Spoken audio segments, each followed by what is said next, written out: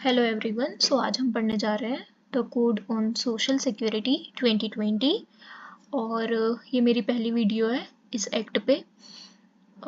मुझे ज़्यादा इस एक्ट से रिलेटेड यूट्यूब पे कंटेंट मिला नहीं, दैट्स वाई मैं ये वीडियो बना रही हूँ। हम सबसे पहले इसके प्रियम्बल से स्टार्ट करेंगे। इसका प्रियम्बल कहता है an act to amend and consolidate the laws relating to social security with the goal to extend social security to all employees and workers, either in the organized or unorganized or any other sector, and for matters connected therewith or incidental thereto.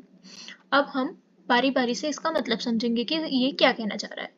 तो सबसे पहले तो दो चीजें हैं, an act to amend and consolidate. Amend यानी कि जो पहले बहुत सारे सोशल सिक्योरिटी के लिए अलग अलग लॉस दे रखे थे, जैसे मैटरनिटी बेनिफिट एक्ट,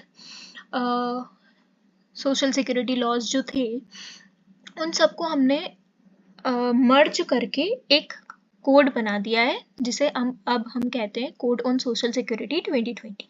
तो अमेंड यानी हमने चेंज, जो इम्प्रूवमेंट्स नीडेड थी उसे हमने चेंज किया है और इम्प्रूव कर दिया है पुराने लॉज को। देन हमने कंसोलिडेट यानी कि एक जगह इकट्ठा कर दिया है जो भी सारे सोशल सिक्योरिटी के हमारे लॉज थे पहले, उन सबको हमने मर्ज करके एक कोड बना दिया है, कोड ऑन सोशल सिक्योरिटी। तो ये जो कोड है ये रिप्लेस करता है पुराने सोशल सिक्योरिटी लॉज को और उन्हें कंबाइन करके एक एक्ट में डाल देता है जिसे हम कहते हैं कोड ऑन सोशल सिक्योरिटी।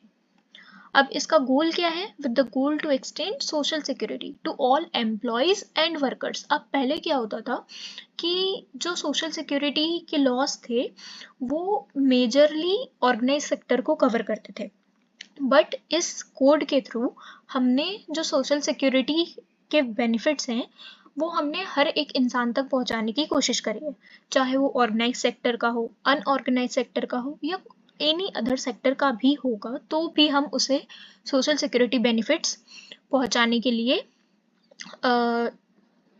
ये कोड हमने लेके आए। जो इसका मेन एम है वो है to give social security benefit to everyone, जो भी किसी भी फील्ड में काम कर रहा है, चाहे वो ऑर्गेनाइज सेक्टर में काम कर रहा हो, अनऑर्गेनाइज सेक्टर में काम कर रहा हो या एनी अदर सेक्टर में काम कर रहा हो। अब ऑर्गेनाइज सेक्टर क्या हो गए? जैसे फैक्ट्रीज, कंपनीज, ऑफिसेज, ये सारे ऑर्गेनाइज सेक्टर है, एक प्रॉपर स्ट्रक्चर होता है इन सारी चीज़ों का। अनऑर्गेनाइज सेक्टर क्या हो गए? डेली वेज वर्कर, जिनका कुछ पेमेंट का फिक्स नहीं होता है कि कितना पेमेंट होगा, या हो गए हमारे स्ट्रीट वेंडर्स, जो भी जिनका कुछ मतलब पूरा स्ट्रक्चर कोई तरह से होता ही नहीं है, उन्हें भी हमने कवर करने की कोशिश करी है। और स्कोप को वाइड रखने के लिए गवर्नमेंट ने ये एक टर्म दे दी है, एनी अदर सेक्टर। मतलब अगर फ्यूचर में ऐसा कुछ सेक्टर हम लेके आते हैं जो अभी हमने डिफाइन नहीं कर रखा है तो वो सेक्टर भी इस चीज में कवर हो जाएगा। And for matters connected therewith और इंसिडेंटल देयर टू, यानी कि न सिर्फ सोशल सिक्योरिटी बल्कि उससे रिलेटेड जो दूसरी चीज़ें भी आती है, जैसे कोई सा रूल हो गया, प्रोसीजर हो गया, वो सारी चीज़ें भी इस एक्ट में कवर हो जाएंगी।